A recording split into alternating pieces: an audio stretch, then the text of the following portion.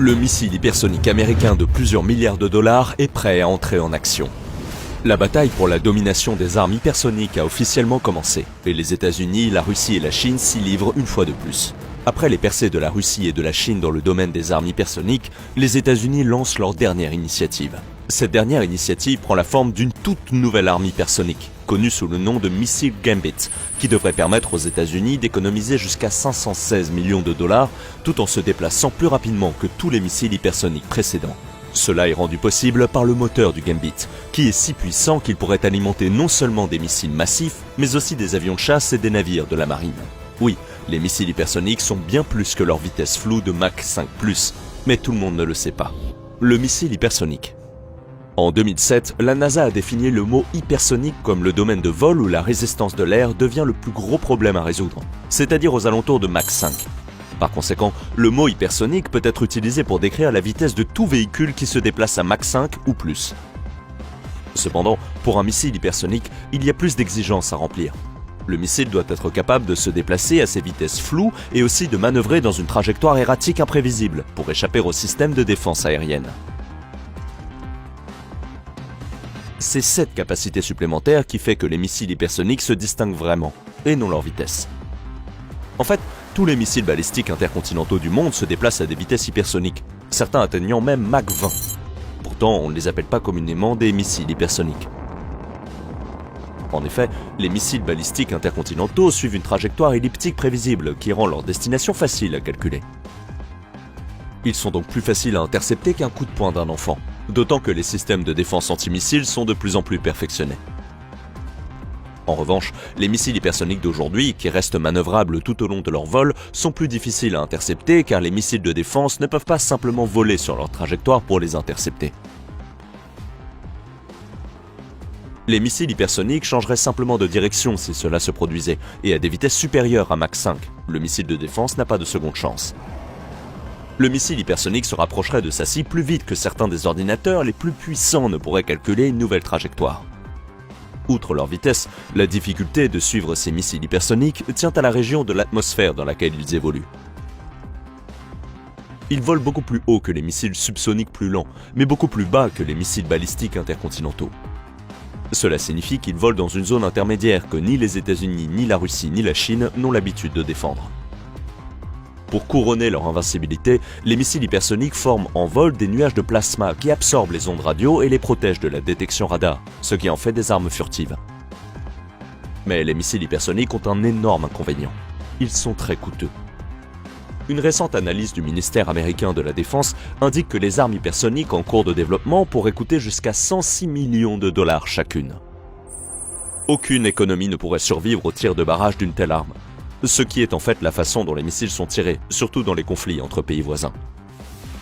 C'est là qu'intervient un nouveau missile, qui permet d'économiser des centaines de millions de dollars tout en volant plus vite, en se déplaçant plus loin et en étant plus meurtrier que tous ceux qui l'ont précédé.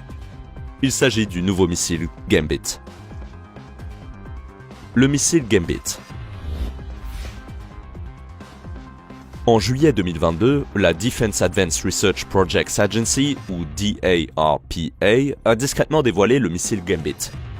Ce missile, doté de toute la létalité d'un missile hypersonique destructeur, a été conçu pour exploiter également une nouvelle méthode de propulsion beaucoup plus efficace que ce que le monde connaît. Ce système de propulsion, connu sous le nom de moteur à détonation rotative, RDE, pourrait être plus léger que les moteurs à réaction existants, tout en offrant une augmentation significative de la puissance, de la portée et du rendement énergétique. Les moteurs à détonation rotative y parviennent en exploitant la puissance de la détonation. Oui, la détonation, l'explosion d'une bombe en fait. Aussi bizarre que cela puisse paraître, la vérité est que partout où il y a de la force, il y a de la puissance à exploiter. Ce concept d'exploitation de la détonation remonte aux années 1950, lorsque Arthur Nichols, professeur émérite d'ingénierie aérospatiale à l'Université du Michigan, a été l'une des premières personnes à tenter de mettre au point un modèle de RDE fonctionnel. L'idée n'était déjà pas très nouvelle à l'époque car, d'une certaine manière, le moteur à détonation rotative est une extension du concept des moteurs à détonation pulsée, qui sont eux-mêmes une extension des moteurs à réaction pulsée, là où tout a commencé. À ce stade, nous enfilons nos blouses de laboratoire imaginaire et examinons ces trois moteurs. 1. Les moteurs à réaction pulsée fonctionnent en mélangeant de l'air et du carburant à l'intérieur d'une chambre de combustion, puis en allumant le mélange pour qu'il sorte d'une tuyère par impulsion rapide, plutôt que sous une combustion constante comme on le voit aujourd'hui dans les moteurs à réaction. Le mélange air-carburant se consume alors en déflagration, de façon régulière, paisible et avec une énergie relativement faible, comme une bougie qui se consume rapidement. 2.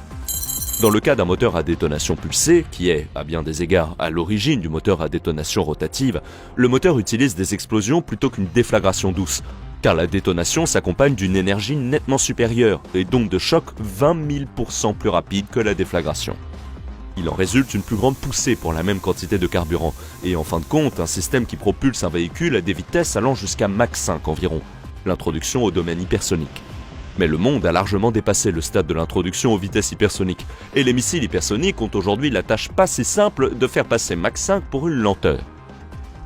C'est là que le 3. Moteur à détonation rotative prend le devant de la scène. Plutôt que de faire voyager l'onde de choc de la détonation à l'arrière de l'avion pour le propulser dans les moteurs à détonation rotative, les ondes se déplacent dans un canal circulaire à l'intérieur du moteur lui-même, recyclant ainsi la même poussée encore et encore. Et alors qu'il faut ajouter du carburant pour recycler la poussée, il en faut beaucoup moins pour le faire. En outre, ce moteur produit une poussée continue plutôt qu'une poussée par impulsion comme le fait le moteur à détonation pulsée, ce qui se traduit par un meilleur rendement. C'est cette efficacité que la DARPA entend exploiter avec le nouveau missile Gambit. Cela est apparu clairement le 18 juillet, lorsque la DARPA a publié un avis spécial pour le missile, invitant les entreprises à soumettre des offres pour le développement d'un nouveau système de propulsion à moteur à détonation rotative permettant de produire en masse une arme de longue portée, à faible coût pour des frappes air-sol dans un environnement sans accès. Cet environnement anti-accès peut s'appliquer à tout endroit où les forces américaines affrontent un adversaire proche. Cependant, il existe un environnement de ce type qui a fait l'objet de nombreux efforts de la part de la défense ces dernières années.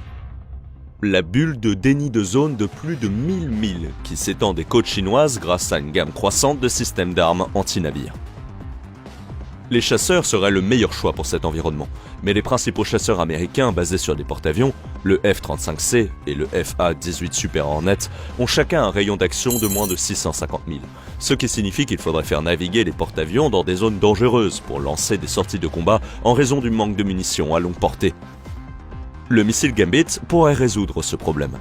Plus longue portée, grande vitesse, adaptation parfaite aux avions de combat, un bijou pour l'armée de l'air et la marine. C'est exactement ce que le médecin américain a ordonné. Le missile Gambit pourrait également aider les deux services à d'autres égards. Le moteur à détonation rotative, qu'il devrait contribuer à perfectionner, pourrait être adapté pour alimenter les avions de chasse de l'armée de l'air et les navires à propulsion non nucléaire de la marine, ce qui permettrait d'augmenter la poussée de 10%, d'améliorer le rendement énergétique de 25% et de réduire les coûts de centaines de millions de dollars. Le programme Gambit, qui verrait naître ce moteur en premier, devrait se dérouler en 2 phases de 18 mois.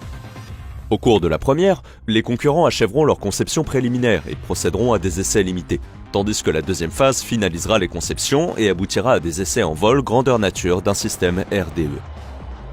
Jusqu'à ce que le programme, ainsi que d'autres programmes hypersoniques américains, atteignent leur dernière phase, la Chine, adversaire proche, restera à la pointe du développement des armes hypersoniques.